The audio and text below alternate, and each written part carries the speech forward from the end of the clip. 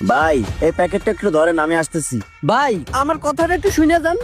লোকটা কে বলা নাই ক নাই, একটা প্যাকেট দিয়ে চলে গেল। আর প্যাকেটটা দেখে মনে হচ্ছে মিষ্টির প্যাকেট।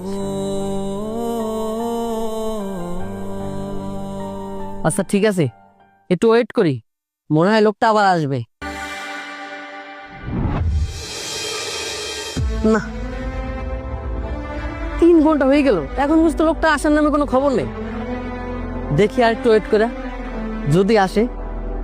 বুঝলাম না, লোকটা এখনো আসতেছে না, কি যে করি। দিলেবার ভাই, আপনি কারোর জন্য অপেক্ষা করতেছেন? হ্যাঁ ভাই, অপেক্ষা করতেছি তো একজনের জন্য। একটা লোক এই প্যাকেটটা ধরাই দিয়ে চলে গেছে, 3 ঘন্টা হয়ে গেছে, আসার নামে কোনো খবর নাই। ও আচ্ছা আচ্ছা, এই ব্যাপার। সেই লোক তোর আসবে না? কি বলতেছেন ভাই, সেই লোকে আসবে না মানে? হ্যাঁ ভাই, এরকম ঘটনা আমার সাথেও ঘটছিল। নাকি প্যাকেটটা খুললে দেখছেন প্যাকেটের ভিতরে কি আছে? না ভাই, একজনে আমানত রেখে গেছে, সেটা আমি খুলে দেখবো কেন? খোলার দরকার নেই ভাই, যে জিনিস সে এসে নিয়ে যাইব। আরে ভাই, একবার খুলে দেখে নিন এর ভিতরে কি আছে দে।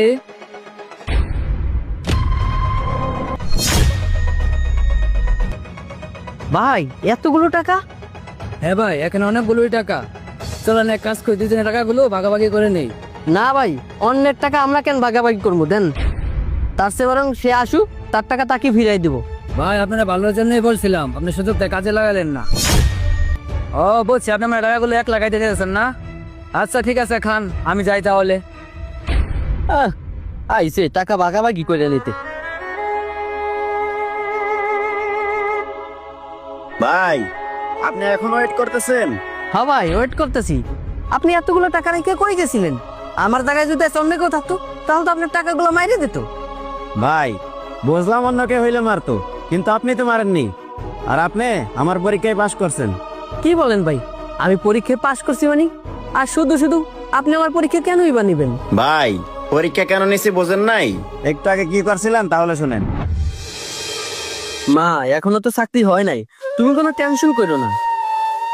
আমি দেখি যেভাবে হোক বাবার অপারেশন টাকাটা এই মাসে ম্যানেজ করে দিব। আচ্ছা ঠিক আছে। মারে তো কইলাম টাকা দেবো, এখন যে টাকাটা কই পাই? আপনি সকালে কি বলছিলেন মনে আছে? আপনার বাবার চিকিৎসার জন্য অনেক টাকা দরকার ছিল, আর আপনার এতগুলো টাকার দরকার সত্ত্বেও আপনি আমার এতগুলো টাকা নিয়ে 3 ঘন্টা যাবত বসেছিলেন। তারপর আপনি এই টাকাগুলো নেননি। আর আপনি চাইলে এই টাকাগুলো নিয়ে যেতে পারতেন, কিন্তু আপনি নেননি। আপনি সততার পরিচয় দিচ্ছেন। আর আমারও একটা অফিস আছে, আর আমার অফিসে সবসময় টাকা পয়সার লেনদেন বেশি হয়, তো তাই আমার অফিসে একজন বিশ্বাস্ত লোক দরকার। আপনি যেহেতু আমার পরীক্ষায় পাশ করছেন, তাই আমি চাই আমার অফিসের ম্যানেজার পোস্টের চাকরিটা আপনাকে দিতে। এখন আপনি কি করবেন? কি বলছেন ভাই, সত্যি আপনার অফিসে আমার চাকরি দিবেন? হ্যাঁ ভাই, তাহলে কাল সকাল সকাল আমার অফিসে চলে আসেন। আচ্ছা ঠিক আছে, আমি সকাল সকালই আপনার অফিসে চলে আসবো। আচ্ছা ঠিক আছে ভাই। ম্যানেজার সাহেব এদিকে আসেন। জি স্যার। আরে ভাই আপনি? হ্যাঁ আমি। স্যার আমরা তো একজন বিশ্বাস্ত লোক পেয়ে গেলাম, চলেন আমরা পরের মিশনে যাই। হ্যাঁ আপনি ঠিক বলেছেন, চলেন আমরা পরবর্তী মিশনে যাই। ঠিক আছে স্যার, চলেন। হ্যাঁ চলেন। এই ভিডিও দেখে কি বুঝলেন?